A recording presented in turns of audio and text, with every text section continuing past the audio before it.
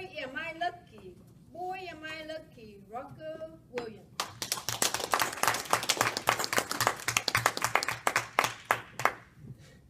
Boy, am I lucky to go after Laura?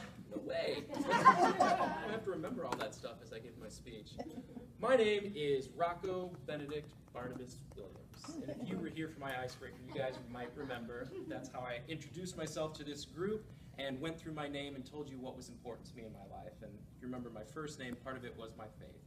In my speech tonight, what I'd like to do is inform you guys about some of my favorite stories of early Christians, people from the dark ages, because I find their lives to be absolutely fascinating.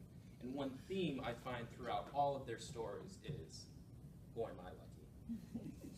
The first story I'd like to tell you comes from the 5th century, so it's 4th century, 300 AD.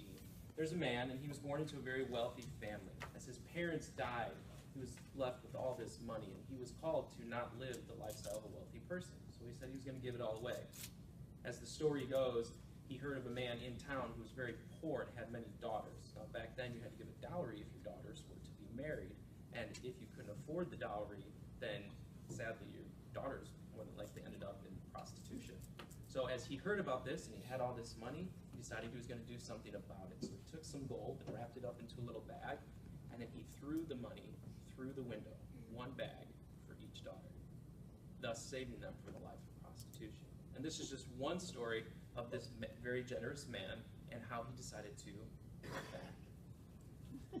Being an early Christian was not always easy, though. It kind of depended on who the emperor was. Sometimes they were great, and sometimes they weren't. And during this man's life, in this time period, there was an emperor who was not very nice to Christians. So he took all the priests, and threw them into jail. And I don't know if you can imagine a jail during the Dark Ages, but if you've seen a cartoon, it wasn't a very friendly place. And that's why I say the theme here is, boy, am I lucky today. I don't have to worry about that. But as emperors come and emperors go, so do their fancies. And the next emperor to come in was kind of ambivalent to Christians, and he realized that he didn't have any room in his prisons for actual murderers, thieves, and robbers, so he let all the priests go. Now, our priest actually worked his way up to be a bishop and attended the first council of bishops, the Nicene Council. And at that council, there was one bishop who got up in front of everybody and started going on about this theory that he had. It was very controversial, and he stated that, as many people would be upset about later, that Jesus was not actually the Son of God. As you can tell, this upset many of the bishops in the room, but it was a council of bishops. Who was actually going to do anything? Our priest did. He got up to the center of that room as this man was going vehemently about his theory of how Jesus was not the Son of God, and our priest came up to him and slapped him in the face. That got him to shut up, but it also took our priest, they took him away, because believe it or not, you're not allowed to slap a bishop. And they took away his robes, put him in chains, and threw him into prison again. Now, through some divine intervention, he was actually released the very next day and given everything back, reinstated to him. So this is just one story of a very interesting person from the early church. And if you'd like to learn more, you can definitely find out more about him, because you might know him as St. Nicholas. This is the person that we, jolly old St. Nick from the songs. The next story I'd like to talk about comes from the 5th century. And this man was around during the time of Emperor Claudius. And Emperor Claudius had a very important job. His job was to defend the faith. And his theory, through his sagacity, was that he thought that single soldiers were better soldiers. He thought that men who had wives and children at home would not fight. Once the battle got hairy, he thought they'd lose their nerve and try and run away home to be with wife and child. So he outlawed his soldiers to be married. Well, the priest from our second story took an offense to that and said, no, I don't think anyone should not be allowed to be married. So he started marrying his soldiers in secret. When the emperor found out about this, needless to say, he was not very happy.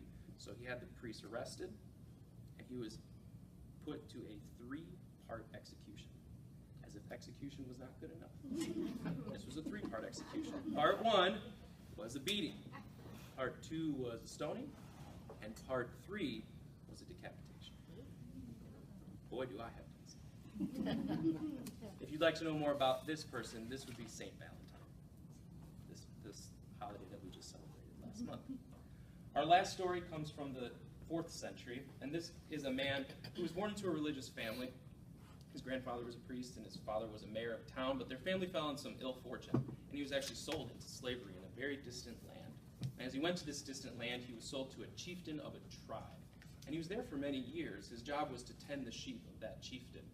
Every day and every night he prayed that he'd be set free. And one night he had a dream in which a voice spoke to him, and the voice said, "It's time to go." So he got up and traveled over 200 miles to the nearest coast, got on a ship, and went home. After he got home, saw his family again, was starting to get settled, everything was going great, he had another dream. And the dream just simply said, "I need you back." And on that message alone, he got on a ship and went back to the land of the people who had enslaved him. But with his intricate knowledge of how that society and how that system worked, there had been other people who had previously tried to convert that land, but unsuccessfully. He went about it a new way and converted his chief that he had previously worked for, and then all the people underneath him fell in line. And to this very day, that land is still predominantly Christian. If you'd like to know more, you can learn about St. Patrick. So why did I tell you these stories? That's a great question, and I really didn't know up until yesterday. But I think the reason I wanted to tell these stories is that when we have these celebrations, it's not just to put on an ugly sweater, or buy a cheap box of chocolate, or drink a whole bottle of whiskey. The point of these holidays is because they come from a time and a place when it wasn't that easy to be a Christian. I know it's not easy to be a Christian everywhere in the world today, but I am so grateful that I live in a time and a place where I really do have